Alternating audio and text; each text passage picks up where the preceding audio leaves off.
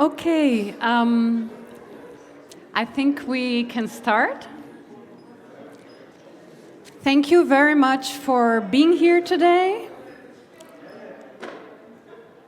It's a pleasure to welcome you here to the first session of the second day of the IMISCOE Spring Conference in Krems, to this roundtable on researching irregular migration, ethics and politics of knowledge production on migrant irregularity. So the keyword here is really knowledge production. We're going to be speaking about it from different perspectives, from a methodological perspective, from the perspective of the political uses or possible misuses of knowledge, and from the ethical perspective, also with regards to the ethical commitments and responsibilities of researchers researching vulnerable populations. So I'm excited to welcome here our three panelists. I'm going to start with Luin Goldring here on my right, joining us from York University in Toronto, Canada. She's a professor of sociology there. Her research interests include citizenship and non-citizenship, social inequality, immigration, and precarious work. And her current research examines the multi-level production and negotiations of precarious legal status, and also the long-term implications of precarious legal status for social inequality. Thank you for joining us, Luin. Very great to have you here.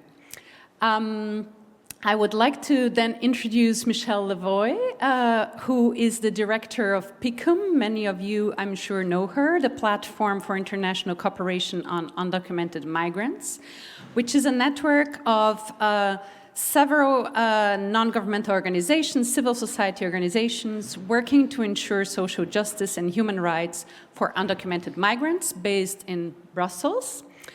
And as director of PICUM, Michele has led the organization for nearly 2 decades now, advocating for irregular migrants' human rights towards European and also global institutions. Next, I would like to welcome Norbert Cyrus. Thank you for joining us. Norbert is researcher at the Institute for Intercultural and Migration Studies at the University Osnabrück in Germany. And his research interests include complexity thinking and border studies, as well as also issues related to ethical benchmarking in irregular migration research. He has participated in several EU-funded research projects, including currently the Horizon-funded project MIREM on measuring irregular migration. So thank you all for joining us here. And I would like to start with a question for Luin. On the issue of how to produce knowledge on irregular migration. So we all know that it is extremely difficult to produce knowledge on irregular migrants because of the nature of the phenomenon itself, right? This is a population that, as we call it, is embedded into foggy social structures. It's by definition trying to escape forms of visibility and of data production. So researchers very often have to rely on statistics and other forms of knowledge produced by states. But as we heard also in the keynote yesterday, these kind of statistics and data are very often drawing on administrative categories or using administrative categories that not necessarily are the most useful or reliable and faithful to reality, and not necessarily the kind of analytical categories we should be using. So I would like to invite you to share with us some thoughts on alternative strategies for knowledge production on irregularity, some that might maybe be more able to capture the various types of irregularity, the various paths into and out of irregularity, which this standard kind of data is not. So how can academics produce knowledge that is, indeed useful, needed, and reflects the phenomenon on the ground? Thank you. Thank you very much, Julia and Albert, for inviting me to join this conversation with my great co-panelists. I'm not sure if I'm going to get to quite all of these questions, especially around the utility of the data, but I'll talk a little bit and see what people have to say. I think it's really important to decenter the methodological nationalism of existing state data. And what I mean by that is sort of the importance of not seeing like a state, and instead really thinking about the definitions, how we can use these state categories in other ways, or how we can collect data that is more useful to us. And in my case lately, I've been thinking a lot about how to think about legal status transitions and contribute to non-binary approaches to legal status dynamics, and going beyond some of the siloing that happens, and by that I mean approaches that focus on one category of people, one group of people, and because I think that makes it difficult to see shifts and changes, whether those changes are sort of state-imposed or the result of employer illegalization practices, or whether they have to do with migrant agency and efforts to change status. So I've been involved in a few projects that have really developed strategies for gathering data because of these issues.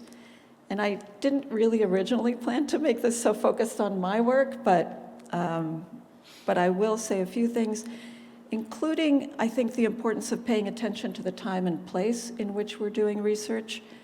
You know, there was a time when I was doing research on Mexico-US migration in the US. In Mexico, the US was busy developing ways of counting the undocumented population. Mexico was starting to work on maintaining contact with and data on Mexicans abroad, a very different data environment, a very different kind of environment. So, you know, when and where we're working matters. After moving to Canada, I began to do work there. It was a different environment. The idea of counting the non-status population, as it's referred to in Canada, was inconceivable, in part because it wasn't really discussed. Never mind having state efforts to count. So I'll tell you about a couple of projects as a way of illustrating some of these strategies. Patricia Landolt and I did a survey with 300 people born in Latin America and the Caribbean in the mid-2000s. We were not looking for people without status, but we found them, or they found us. The project was really supposed to be about immigration status and employment, precarious employment. And we wanted measures of employment precarity that were not found in administrative data. And we were trying to go for a, you know, not a tiny sample, not a huge sample. We didn't have a lot of funding, but we had some. So we wanted to, for example, ask people about cash payment or wage theft, things that were simply not found in the labor force survey. So we went ahead, we hired peer or community researchers, which was critical, and we consulted with a series of community organizations that were also interested in the data, and ended up with a sample that included people who had been or were without status. And again, this is the Canadian terminology for undocumented, unauthorized. So one of the findings from that work was that getting secure status, permanent residence or citizenship, was not associated with reductions in employment precarity, which may not come as a surprise, but at the time we thought it was kind of intriguing. And later on, we decided to embark on a bigger, better survey. You might ask why we kept trying to do these surveys when qualitative work would have been just fine, but in part we wanted to, you know, say, yes, we have a range of legal status situations here and it matters for people. So we We had written about the institutional and systemic production of precarious legal status as a way of getting away from these binaries that were talked about last night, but also to talk about trajectories and transitions in a way that could be referring to multiple legal status trajectories and changes. We also really wanted to get out of the only focusing, say, on caregivers or agricultural workers or your favorite group. Context-wise, this was a time of huge increases in the number of temporary migrants admitted to Canada. And this was also the start of the two-step immigration model, where people were, coming in as temporary, and then some of them were eligible to apply for permanent residence. Around the same time, the government began to publish data on legal status transitions. And these were always single transitions, typically from temporary to permanent. We really wanted to go outside of this normative and normalized state boundary migration research in several ways, to go beyond the one transition model and to address absences of information on complex legal status trajectories, including periods of time without status, maybe with time out of the country, things that clearly did not exist in the administrative data. These data also did not contain information on waiting and on applications that people might make that might not lead to an actual change in status. Existing data also don't really allow us, at least in the Canadian context, to easily combine immigration data with employment data and health data, other things all neatly tied into one nice data set. So after a lot of consulting and testing, and this is another way to decenter some of the state-focused research, we did a lot of work with community organizations to think about how we would design this kind of survey. We pre-tested, we translated it into 10 languages other than English and French, and we hired peer researchers from a number of organizations. So these are some of the strategies that we used to build what I think was a pretty decent survey.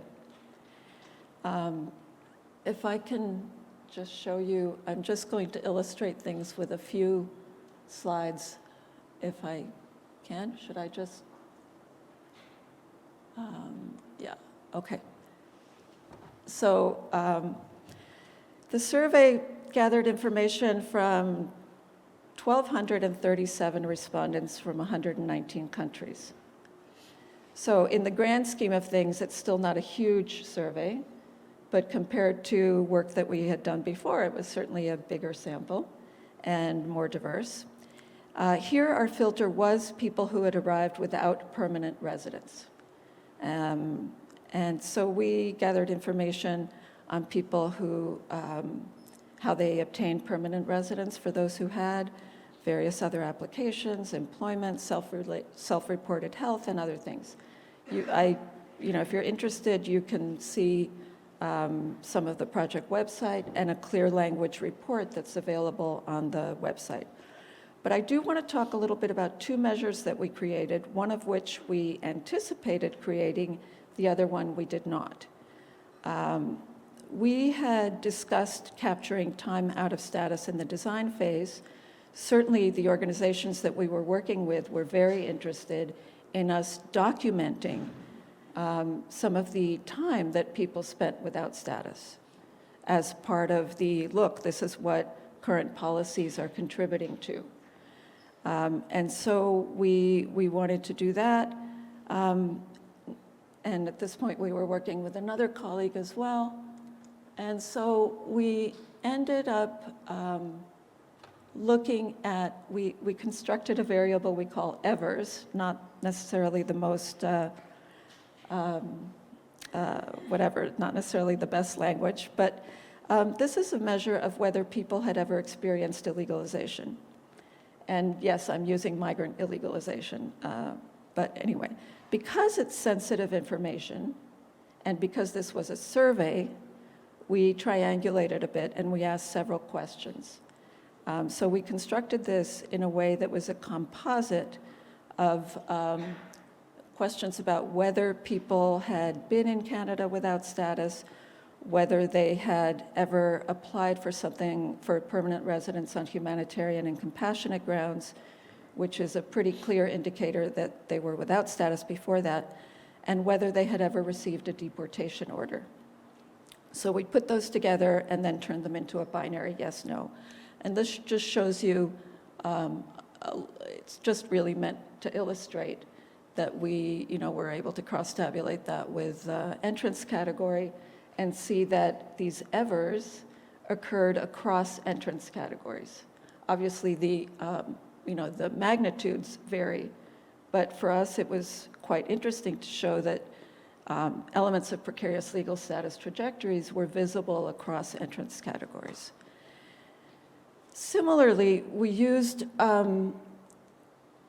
several indicators to produce what we call a concept that we call the work of status. And I'm going to be talking about that more later on. But this is a way of talking about the tremendous amount of work that people put into trying to get secure status. So it involves time and resources, applications, waiting, trial and error. If we speak in qualitative terms, it's all sorts of work, unpaid work that goes into this. For the survey, we ended up coming up with indicators that include ever making a refugee claim after 2 months of arrival, leaving and returning, 3 or more changes in status, not including entrance and current status, and paying over $6,000 to change status. So we put these together and again turned that into a binary, and this shows you both in the inner donuts the yes, no of the work of status, and in the expanded parts on the outside, some of the components of the work of status. And you can see that paying over $6,000 to change status is pretty big in all of the categories. So again, part of our findings are really about the fact that we can see legal status, precarious legal status trajectories across categories of various sorts. Now, I don't need to, this is just another illustration, so I can just go back to this, and I won't do any more slides, but in terms of the highlights, I can tell you that the work of status and evers are both found across all entrance categories, as you see. And so we take this as evidence that the two-step model is not exactly working on the ground. So this is one way of using the data to say, not really working, reality is a little messier. But to return to the opening question, in the current context, we're working in a context where it's possible to conduct this kind of research because people are fairly willing to do these surveys, or at least we're not talking about situations of conflict, of violence. In other settings, it might not be easy to carry out this kind of research, obviously. So I recognize the limitations, but I think it is possible to adapt some of these elements to other contexts. We also, I think, can continue to work with community organizations of various sort in designing this kind of research. It may not look exactly like this. It may take slightly different forms in other contexts. And as precarious employment continues to spread beyond, in many ways, I think we need to really think more about following Bridget Anderson and other people's call to demigrantize migration studies by analyzing the differential inclusion and exclusions of people across legal status and citizenship divides, with attention to the specific injuries of non-citizenship, as well as strategies for challenging exclusionary access to equity and inclusion for all, regardless of status. I think I'm getting to the end of my time. So, as for utility, maybe we can address that further later. But I think if we see the work of status as a claim to membership and dignity and so forth, then it can be an interesting tool for thinking about the kinds of processes that we're all interested in one way or another. Thanks. Thank you so much, Luin. It's inspiring to see how, with creativity and sensitivity, it's possible to capture a lot of the fluidity of irregularity with research methods that are available to us. I'd like to now give the word to Michele and ask you a question about the uses and potential misuses of data and how to navigate the tension between the need for knowledge on irregular migrants and the danger of producing knowledge that can be misused. So I think as a representative of civil society organizations advocating for human rights and in general rights of irregular migrants, you have, of course, a vested interest and a need to know more about this population. What's the exact conditions in which people live and so on. At the same time, we all know that a lot of research projects are funded with the intention of also using the data to justify more draconian measures that you as a civil society organization might not be willing to support. So how do you navigate this tension between the need for more knowledge and the danger, the imminent danger that knowledge production might also be misused and instrumentalized for political purposes? So thank you so much, Julia, for the invitation, Albert as well. It's really nice to be here. Very impressive to see a whole event on irregular migration. So I wanted to share a little bit about our experience. So as you said, Julia, we're a civil society network. We have about 160 members. We're based in Brussels, and we've existed for about 25 years. So to answer your questions, I was actually going back a little bit, kind of as Luin was doing, to think kind of how we actually started. And actually, I always kind of look at our development as an organization in kind of two big periods. The first one was the first decade of our experience. So we started in 2001, 2 years after the EU itself developed its migration and asylum policy. And our members chose us as Brussels because they wanted us to be close to the EU, like to advocate toward the EU. But at the same time, they were dealing with realities in their daily work where they needed more information about what was going on, and not only in their own country, but in other countries. So they asked us to do a first report on healthcare, which was looking at 4 countries, Belgium, the Netherlands, Germany, and the UK. And it was, in a sense, a legal analysis. What were the legal entitlements to healthcare? What was the practice? So in a sense, it's a very tiny publication. It's not even like this big. It's an A5 thing, probably about 20 pages. But it, in a sense, kind of set the tone for how we would work probably for the next 10 years or so, which was kind of this legal analysis research mapping. So you were saying, Luin, in your introduction that when you started, I think, the first survey, that it was almost inconceivable to do something like that it wasn't talked about. So it wasn't that undocumented migrants' human rights weren't talked about. There was actually quite a lot of practice, but there was research in the early 2000s, but it was a little bit scattered. So we worked with researchers then on healthcare, on some other research projects. We did a whole report in 2003 with the KU Leuven looking at undocumented migrant workers in Europe, where we had researchers and organizations come to a big event in the European Parliament, where we had an edited version afterwards looking at that.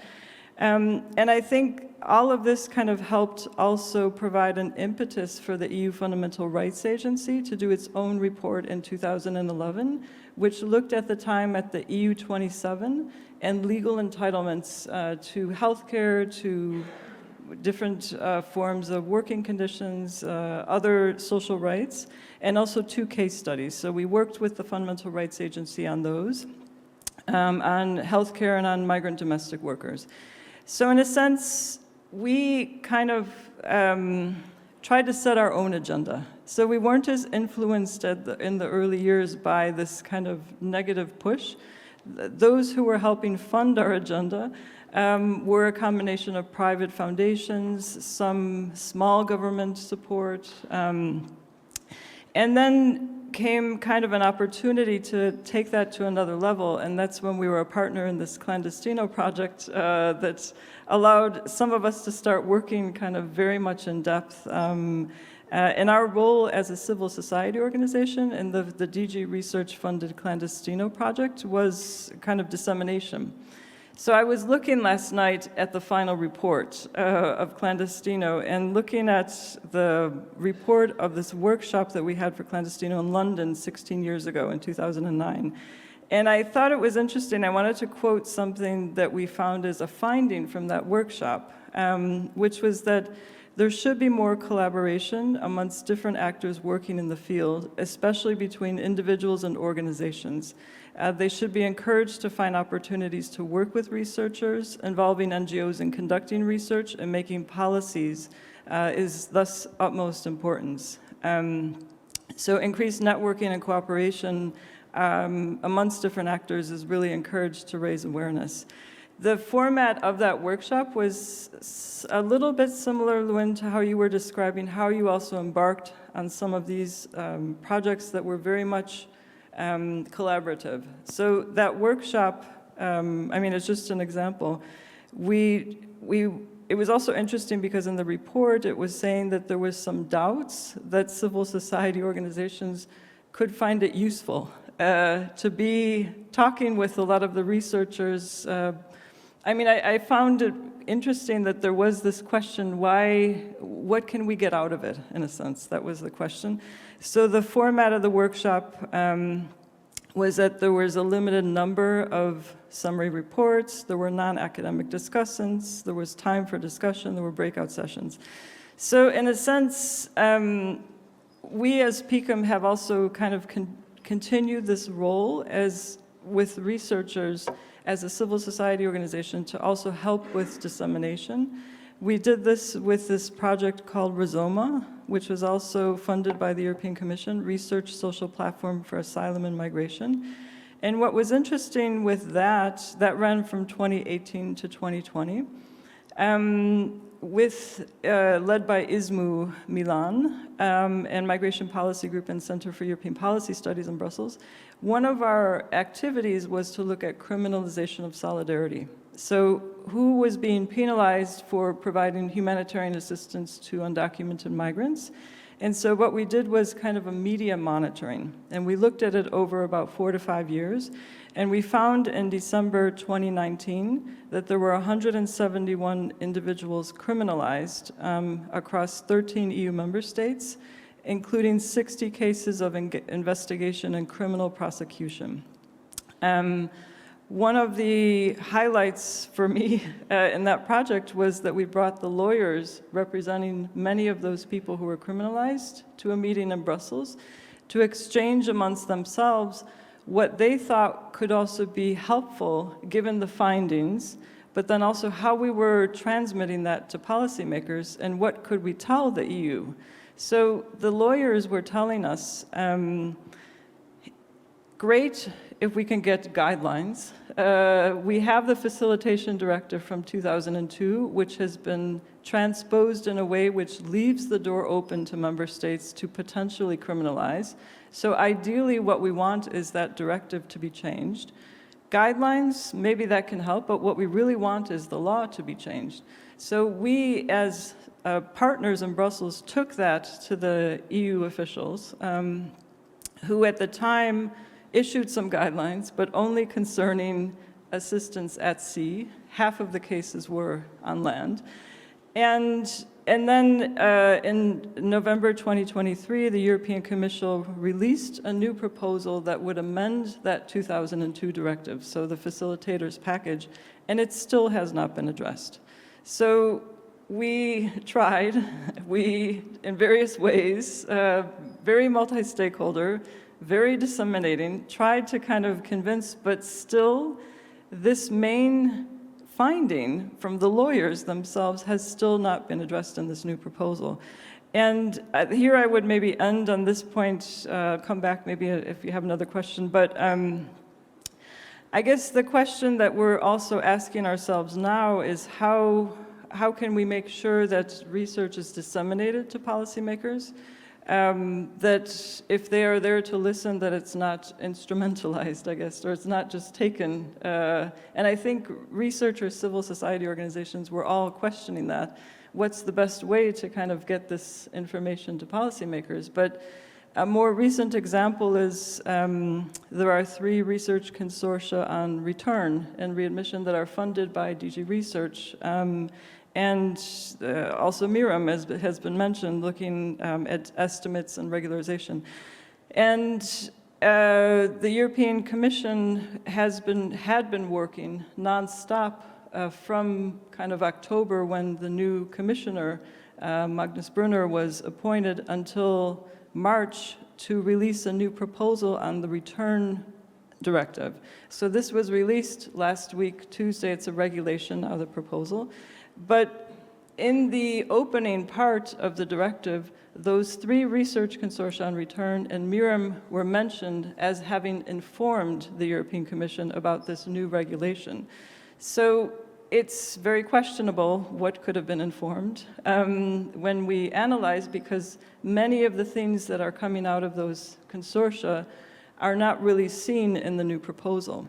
So it kind of begs the question, through probably targeted dissemination, meetings with key policymakers, it is possible to be heard, but how much is actually that being taken on board?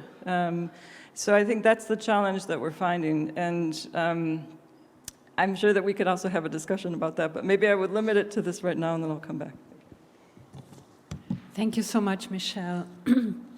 Norbert, I would like to now turn to you and ask a question about the ethical responsibility of researchers, especially towards the particularly vulnerable population that we are talking about here, irregular migrants, right? So irregular migration is ridden with uncertainty, and that generates for us researchers a particular responsibility to attend to the ethical dimensions of both knowledge production and the use of existing data. So my question to you, since I know you've been working on these issues, is, based on your experience in your research, what would you say are the main ethical challenges and ethical dilemmas that academics working on irregular migration face, and how can we address or at least respond to these challenges?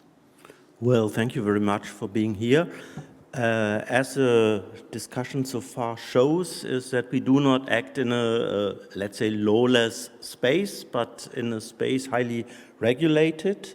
There's penal law, there's research funding, regulations, and so on. So we have to be aware of these particular legal and regulatory frameworks. That is my first point.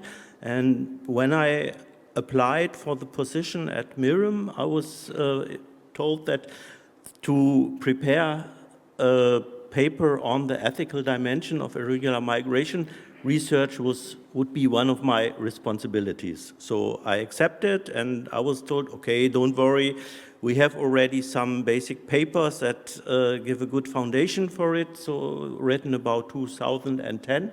And as you mentioned exactly the topics, the responsibility of researchers towards the people they are researching or they are working with in research. So, but when I then looked at the issue, I noticed that it is much more complex. The risks are much broader, much diversified, and so it was really for me hard to approach this issue and to work it out, because since 2010 at least 4 important changes had taken place. The first is the introduction of a really legal framework which regulates data protection and ethical conduct, in particular the General Data Protection Regulation.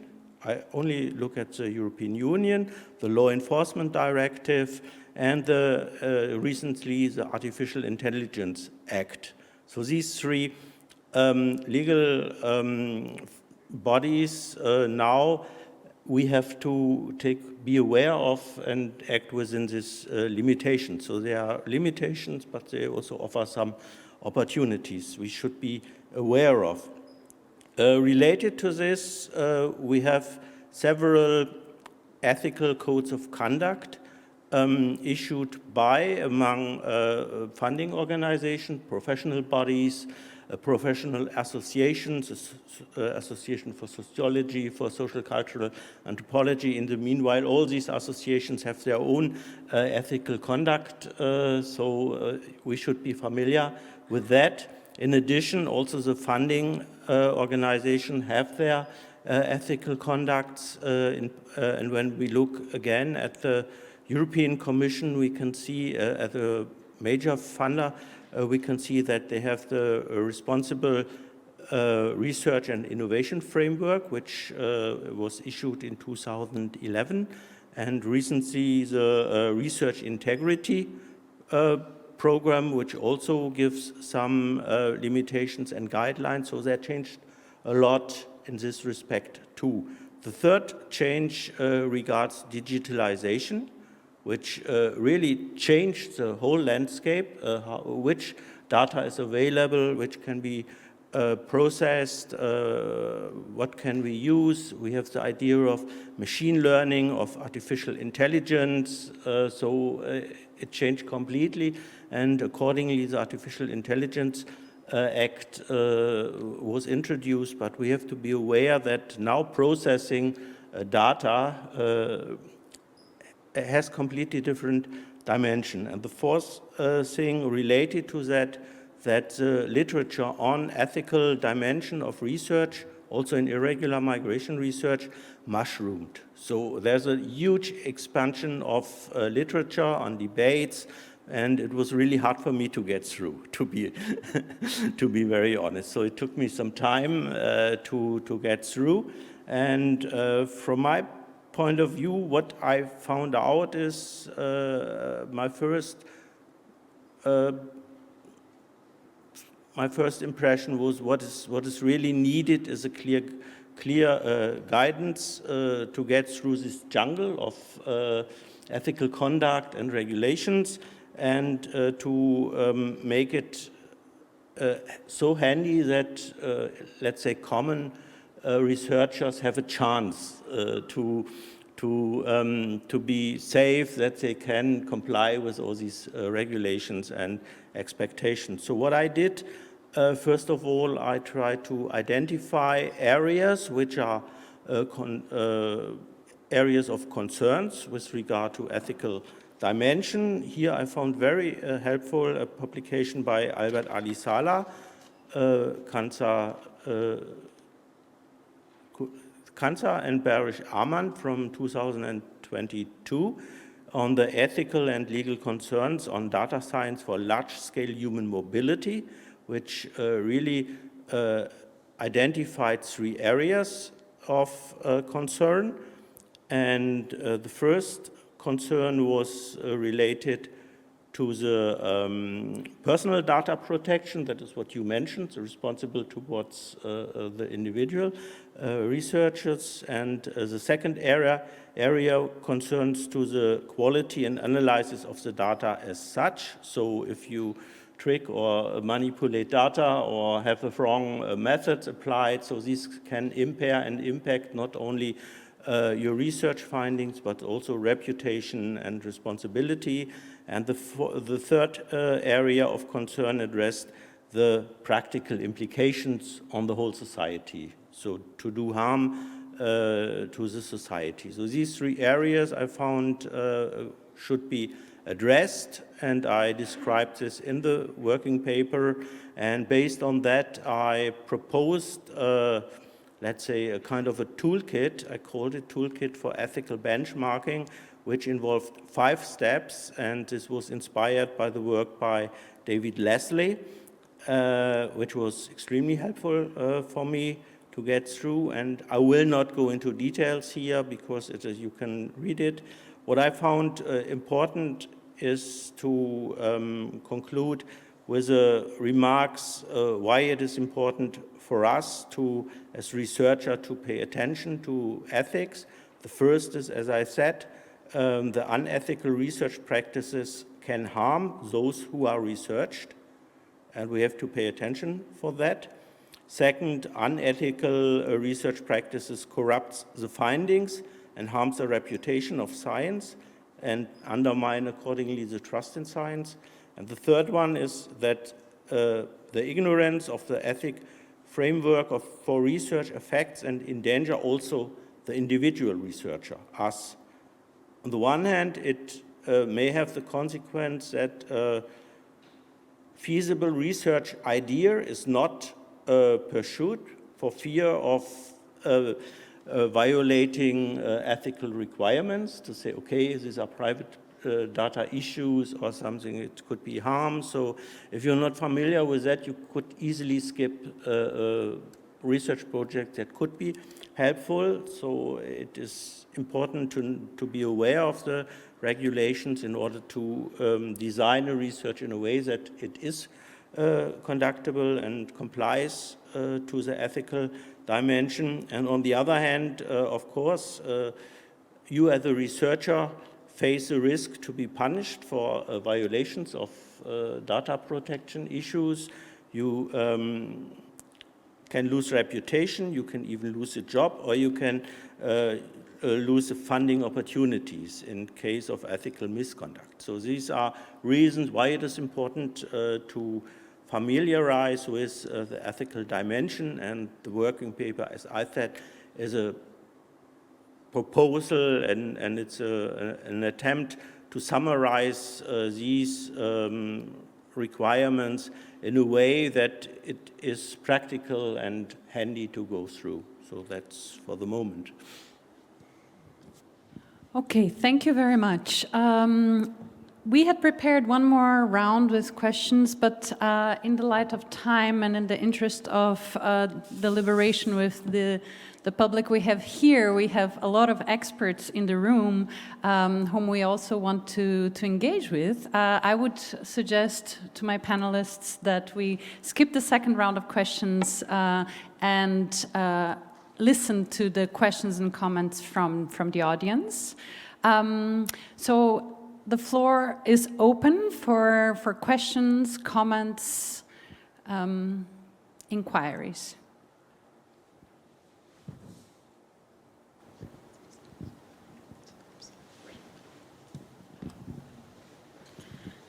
Thank you very much. What a great set of presentations. I just wanted to ask, what do you do when the ethics of the community, of the people, is different from the ethics of the institution? And if you can suggest some ways of addressing this in the kind of ethical documents. I'm trying to prepare something around ethics for building partnerships and research, and I'd really, welcome some very practical ways of squaring that circle. Thanks. Could you elaborate just a little bit more? What do you mean by the ethics of the people are different from the ethics of the institutions? Can you give us an example? So when you do some research and you're working with irregular migrants, ethically you might be required to do something for or about them, but that might not be things that are either covered or more go against the ethical documentation that you have covered in your institution. And we've found that a lot in the research that we've done. For instance, in a different context, people wanted videos of themselves, but we didn't have ethical clearance.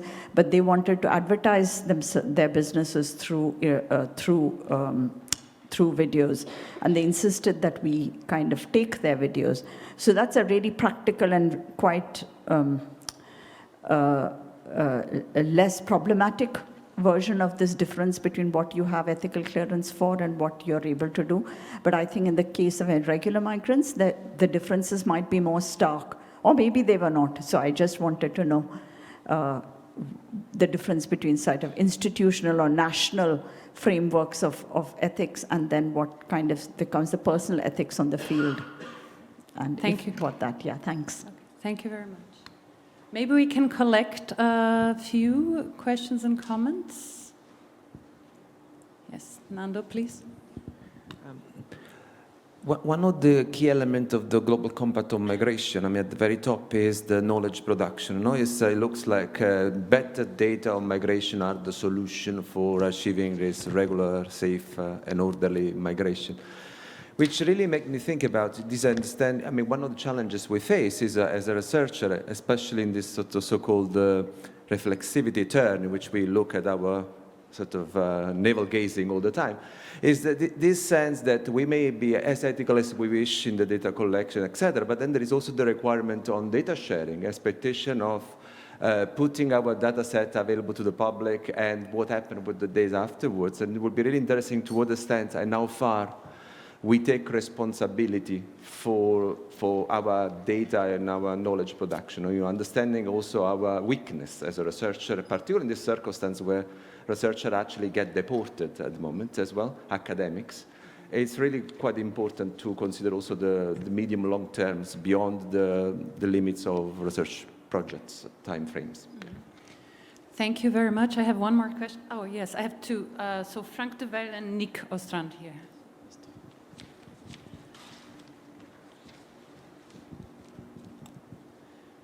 Yeah, thanks. Just want to share some ad hoc thoughts. It's like over 20 years ago that in Europe we had a social movement of the sans-papiers in France, where people were turning to the streets and they were speaking out for themselves. What we have now in another field, refugee research, is this slogan, nothing about us without us.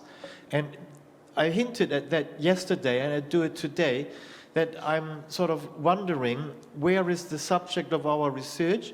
We claim, and I did it all my life, to give them their voice. But I speak on their behalf still. So this is like a walking stick that doesn't do the job very well. And if we talk about researching and ethics and politics and also the use and misuse of data, I think we need to bring in more the perspective of the subject that we talk about. Thanks. Yes, thank you very much. Very important intervention. Nick? Thank you very much for an interesting start to the morning. I'm thinking, directing my question particularly at Michele, but also opening up to the researchers.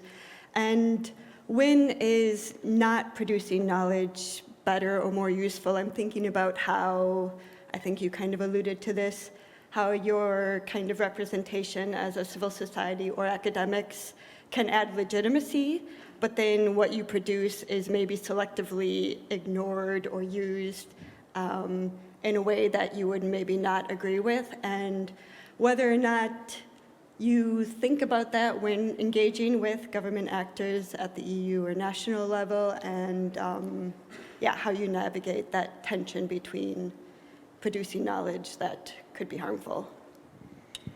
Yeah, thank you so much. So I think I'll give the word now to the panelists to respond. Who would like to go first? Yes? No, sorry. Maybe we do the inverse order, Norbert? Okay. Okay, thank you. Regarding the ethics of communities, I would say, first of all, the basic principle is consent. So you cannot do anything without the consent of those you are working with. That is the main important. The other point on the other, and take it the other way around. I mean, it's also the case that researchers are not service providers. So they have their own agenda, their own interest, and there's always, you have to keep in mind what you can offer and what you can take. And I think this should be clarified, that should be explained with regard to the particular, let's say, demands. I would say it depends. We cannot say only in a real theoretical deliberation what is good or what is bad, but you have to consider it in concrete terms. I learned from Habermas that there's a justification context where you ask about a particular value, and you can say this value is absolutely right in absolute terms as such, but in an application context. We have several values which are as such stand for them, and they are right, but in a concrete application context, it may appear or may occur that they are in a conflict. So you have to make a kind of hierarchization of these values and then to make a decision. So that does not mean that you devaluate a particular value, but you make a decision on the priority in a particular context situation, application situation. So I don't know if this helps, but I think this is what I can say for the moment, and the rest is really looking in concrete terms, what helps, and to make compromises. Well, regarding what's when knowing is ignored, my point is, well, that is probably the default, that knowledge is ignored as long as possible because politics work on routines and they don't like to change anything. They change to continue. So any information that disturb routines are not really highly appreciated or welcomed, and you have to struggle to infuse these disturbing information or noise into these processes. So, and then the questions how you can do it effectively. And well, I can. That was the second part of the presentation. For me, what I learned is that what is really effective is when we translate academic knowledge or scientific knowledge into expertise, which is expertise means it's context sensitive, it's concrete, it has a clear plan, and it's a design how to utilize in a concrete situation, to turn it into a concrete mechanism and to propose it. So my idea is to formulate, how would you say it, an alternative possibility, to say, okay, you do it this way, but there's another way you can do it, and to make it very clear. And usually, in order to be effective, you have to be very concrete, and you should dismantle the problem until you can reformulate it in a concrete measure.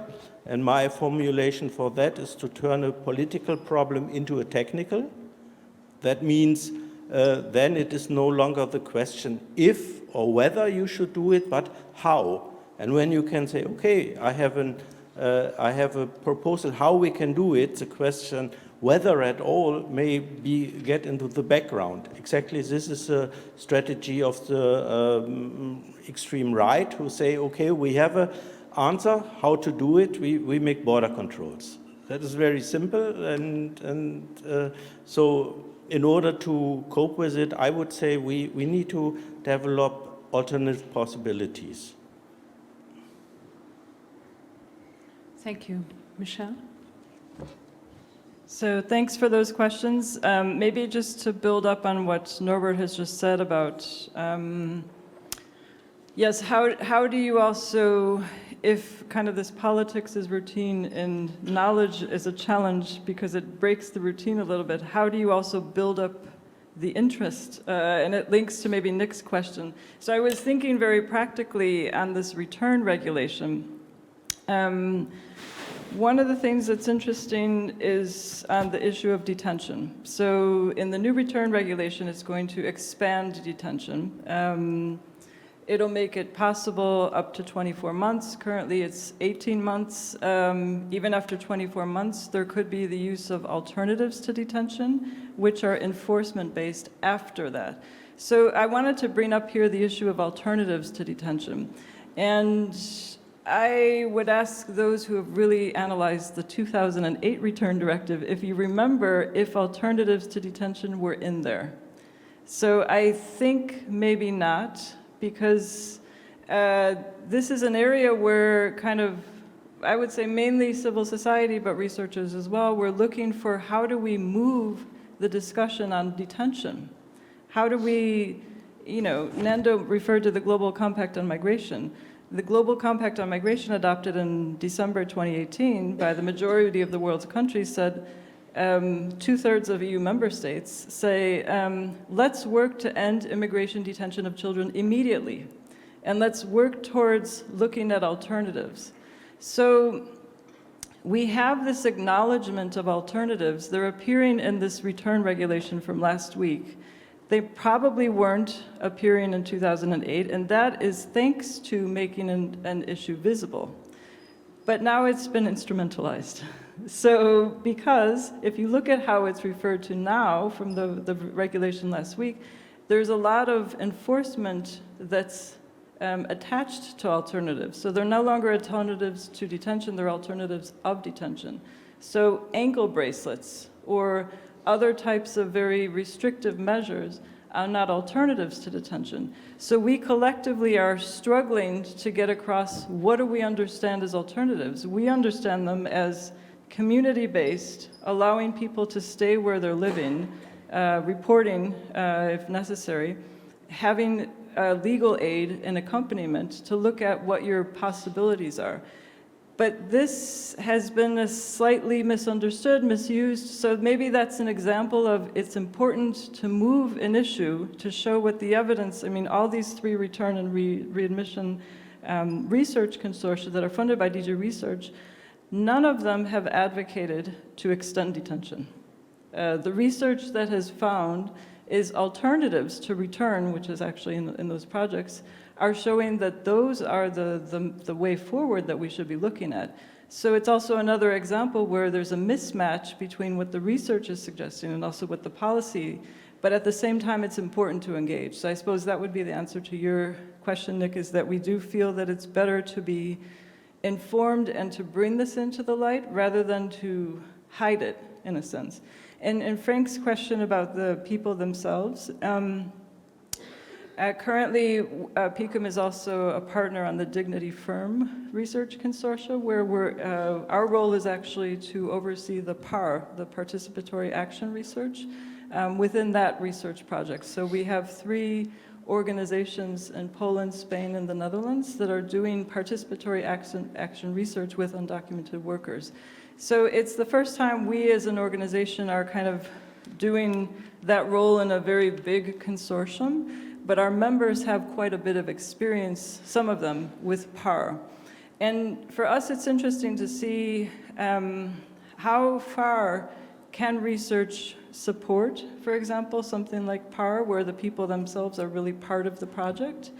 How much does the research project have to support it, to recognize it financially? That was also a challenge. There is a way that we found it, but I still think it's very limited in what we're doing currently.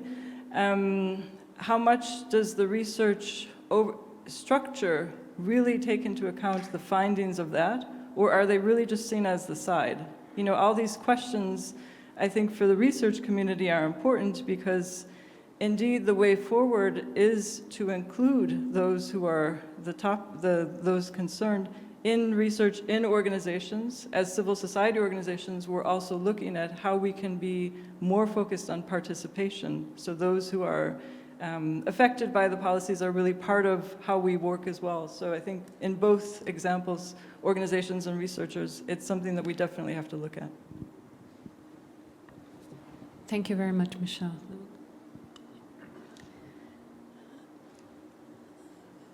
Maybe this is responding a bit to Frank and maybe to some of the other comments. I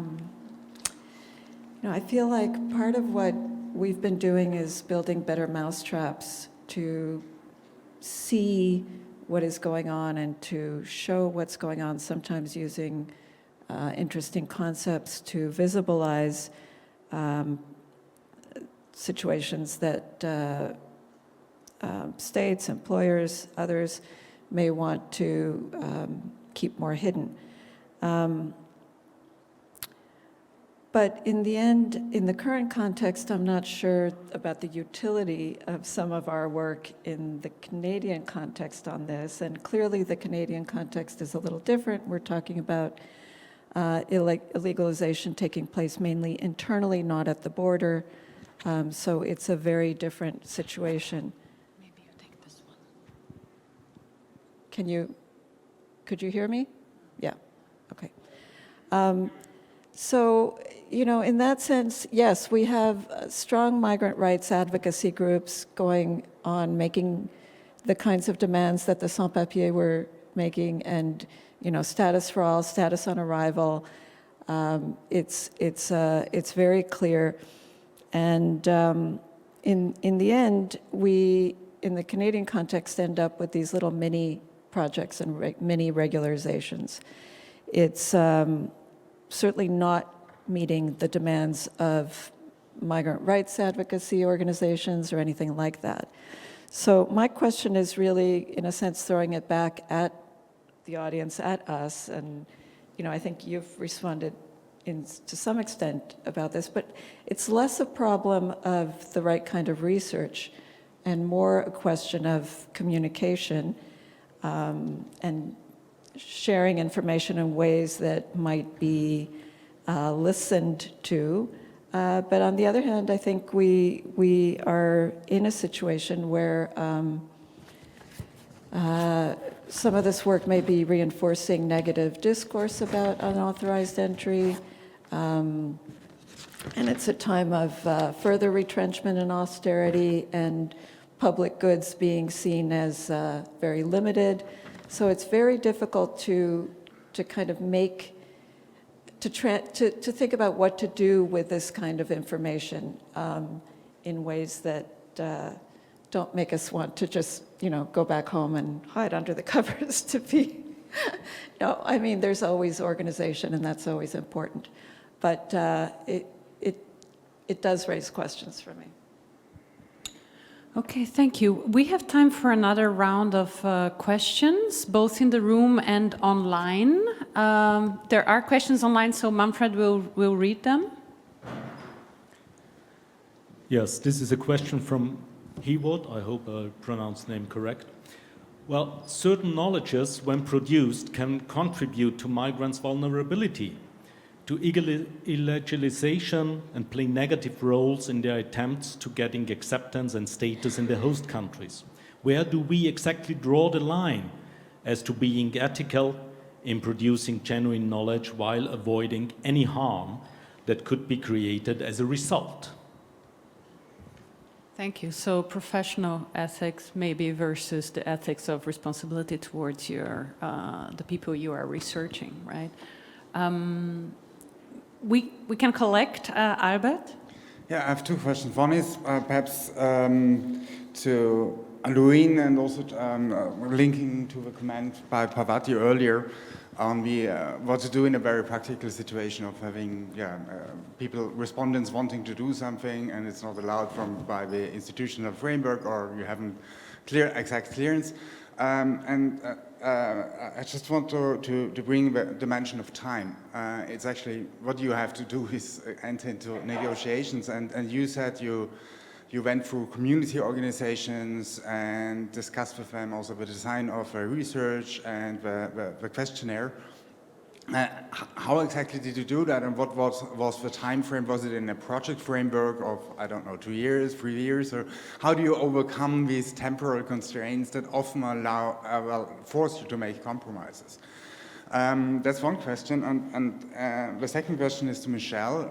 We often talk about the misuse and abuse of research on irregular migration by, or neglect, ignorance by state authorities. But what about in speaking as or you as a director of a platform of NGOs? Did you have instances where you had doubts or concerns about research results that you were participating in or supporting? What do you do if a research results contradict, go against your, surprising basically? That was what Norbert said, unexpected, and force you to rethink some of your points and strategies. Thank you. We have one more question in the back. Thank you. I think my question goes mainly to Norbert, who raised the issue of informed consent.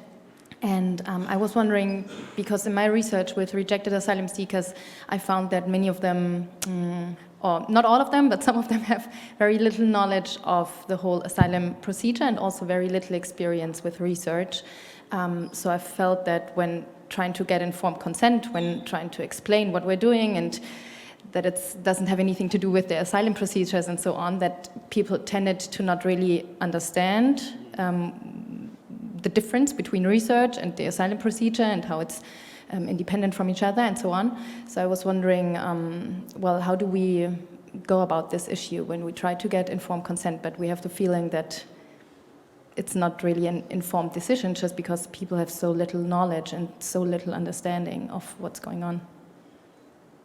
Thank you.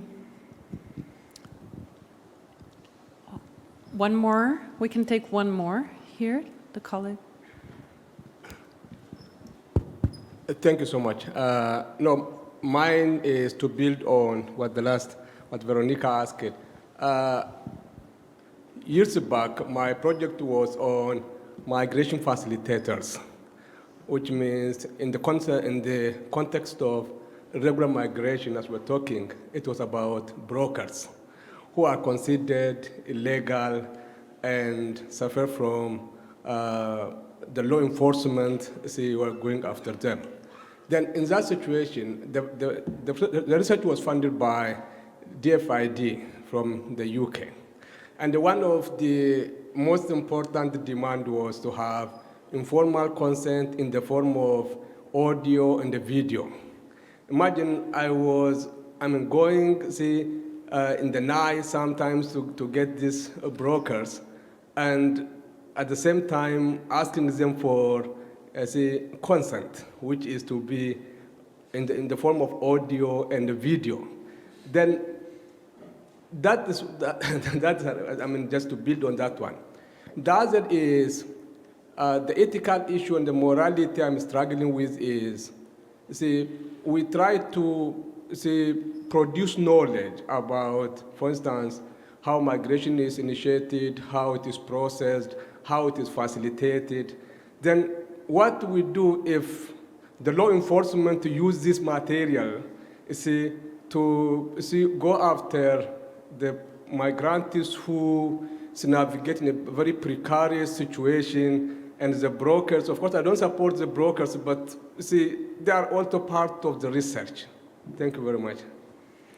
Thank you so much. So a very interesting and rich set of questions overall.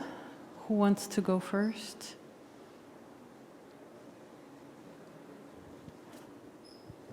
Yeah, thank you. Regarding the question of consent, we have it every day when we open a website. There's always a question, do you consent? What do you do?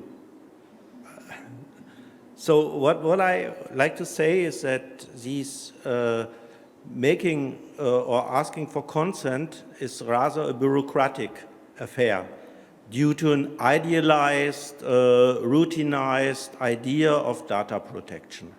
So that is the case. So we can complain about it, we can take it serious, or we can say, okay, it is how it is. There is an idealized expectation or regulation, but there's a reality.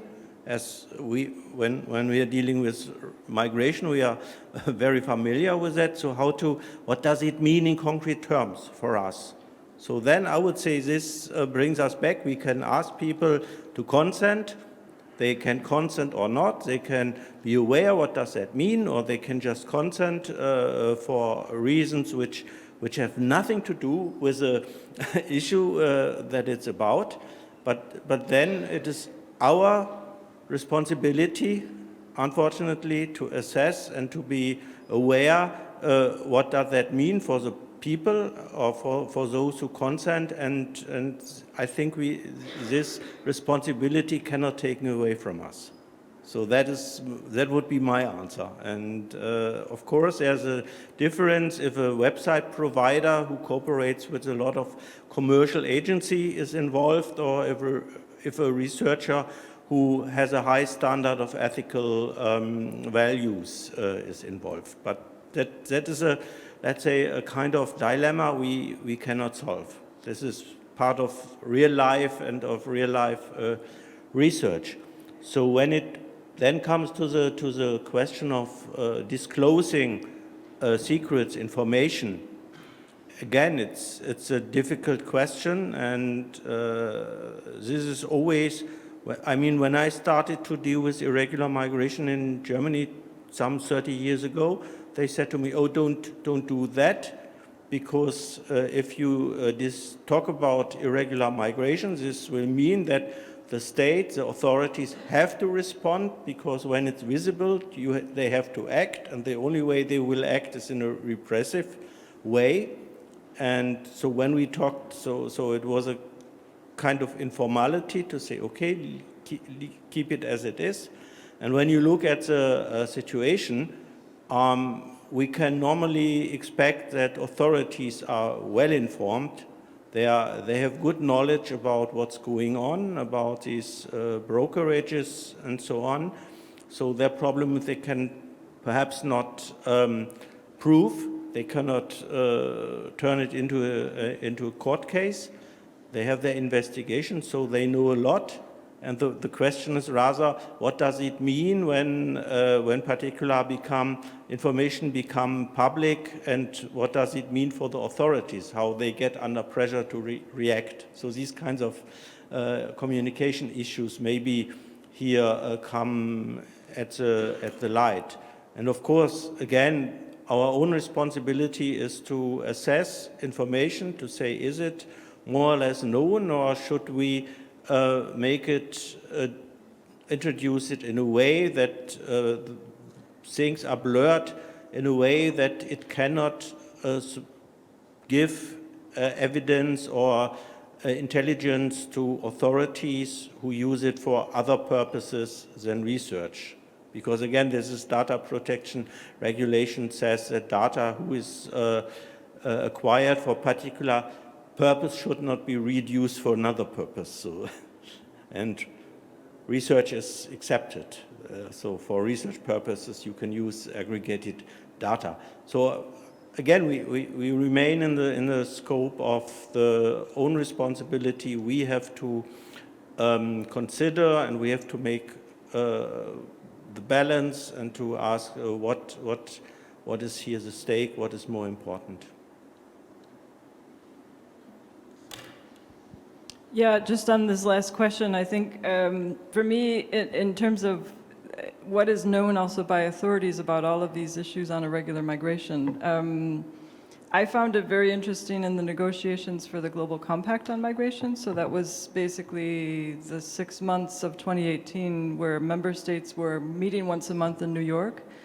That there was, EU member states were all there taking the floor. And there were articles in the Global Compact talking about access to services. And in 2018, we had at least 3 member states that had policies on the national level since the late 90s, Belgium, Italy, and France, on healthcare for undocumented migrants. And none of them were mentioned by the member states. There was also some other promising practices that we found. And so part of it is, okay, who is representing the member state in negotiations, usually kind of the Foreign Office in New York, maybe not coming directly from capital. So maybe there's not a lot of knowledge about those policies, but they are promising. They could have brought the discussion to another level forward. So we also have the reflection, how can we kind of make these known? But we've also seen with states that there is quite a lot of knowledge of a lot of what is being found in research on irregular migration, but it's not openly shared. So the key example is regularization. It's a true, tried, tested policy measure. All the EU member states have done it. The Regine study has found that, where it was very systematically looking at countries over, I think, a 13-year period or so. And MIRAM and all of these consortia are looking at that. But how open are member states in discussing it, in learning from each other? I think that is one of the things that we also have to bear in mind, is how can we, within the research community, civil society, others, stimulate this so that the discussion is evidence-based about real policies that member states have been doing for decades, but that when they come together, they're not very open to discuss.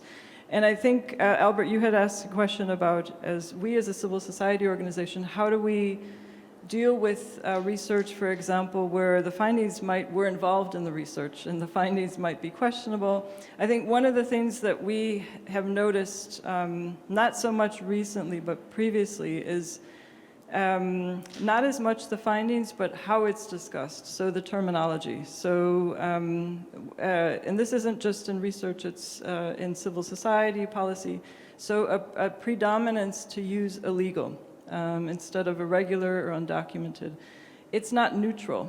So it's not just, it has to be changed because it influences how people think.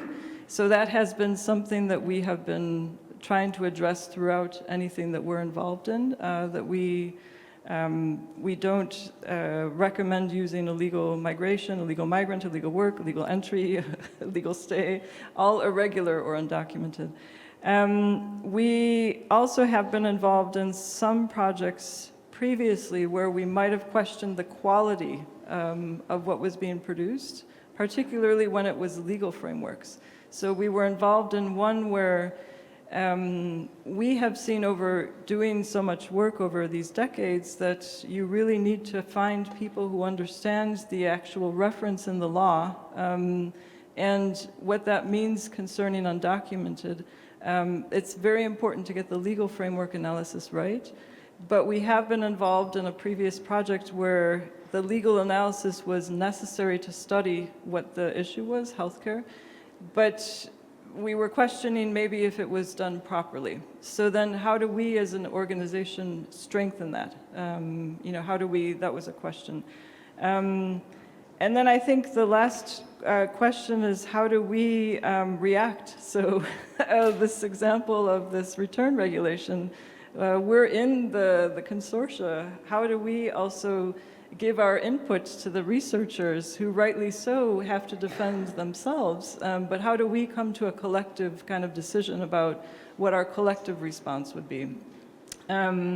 I think, to me, what's important, both in this research field as well as within civil society, is being able to listen to each other and respect one another enough to see what are really good reasons for doing this or that. We, within our organization, have a lot of diverging views on certain issues. Even when we started more than 2 decades ago, we had to address how we would address return. So how did we as a civil society organization see return? How were we going to define it for ourselves? How have we seen other issues in recent years?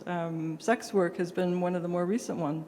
We had diverging views within our membership. So we know very well that you have to have very informed discussions and really look inside to see how can we find some common views. Thank you, Luin. I just want to ask you if you can also to address the question posed online, which was about the issue of professional ethics versus the ethical responsibility towards the vulnerable people.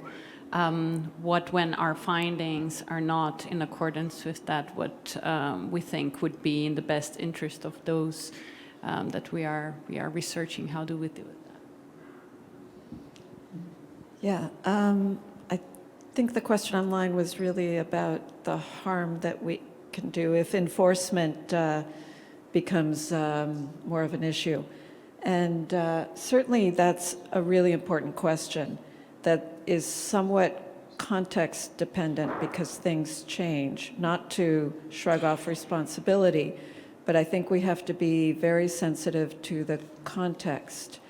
At the same time, I'm not so sure that our data is necessarily pushing enforcement strategies. I think other priorities are, and it may be happenstance that some of our findings and data may feed into that, but I don't think that's the key driver. So I really don't think that should limit us in the way we conduct research. Certainly we can be careful about how we report, how we frame things, things that we emphasize and things that we don't emphasize. But I guess I'm still on the side of making processes more visible and visibilizing the harm that state policies, that broker practices, that a range of institutional practices can contribute to in terms of harm. As far as Albert's question, yeah, time is a real problem. I wish I had more of it. That is a definite concern. Certainly organizations wanted the research now, yesterday, and I had mentioned this in a panel with students yesterday. It is a real concern. We are on a completely different timeline than the organizations and sometimes than the funding organizations. Fortunately, SSHRC, our funding body for social science research, allows no-cost extensions, and we can stretch out some of the time framework. But that is definitely a challenge because it ended up being very time-consuming. And this is, we took way more time than anticipated to develop the survey, to test it, to translate, to read. I'm sure you're all familiar with these kinds of issues. So definitely, and then in producing a clear language report where we did not do everything that community organizations wanted, but did some of the work, that also took a great deal of time. And we're working on the academic publications. So that's certainly a concern, but I think there are trade-offs, and sometimes we do this kind of work, and sometimes we do other kinds of work. On the issue of regularization and working in a context where there has been no mass regularization, and instead we have these very piecemeal, tiny pathways to regularization that don't work very well. It's certainly worth thinking about the politics of regularization or non-regularization, and in what contexts we have different examples of efforts to acknowledge and regularize parts of the population. It's been much slower in the Canadian context, or much more ad hoc. I know people like to say that geography helps, but I don't think that's the only story. I think it's an issue that we can all debate about the value of making visible social processes that are not getting a lot of airplay. And so if states are happy to say that, or in our context, if the state is happy to say that two-step migration is working just fine, thank you, I still, at least in this context, remain really attached to the idea that it's important to show how it's not working. And so that's going to continue. I mean, that's where my values and ethics are sitting at the moment. And of course that can change, but I think it's pretty important to pursue those kinds of processes and bring them to light. Of course, we never know exactly how that's going to be used, but that's something to discuss. Well, thank you so much for this very interesting discussion. I have been asked to make also an announcement to remind you that at 5:20 there will be a city tour of Krems, and there are still some spots available, not too many, but if you are joining, you should be in front of here, the Audimax, the front door of the building here at 5:20. Yes, please join me in an applause for our panelists for this really rich discussion. And thank all of you for the participation. Thank you.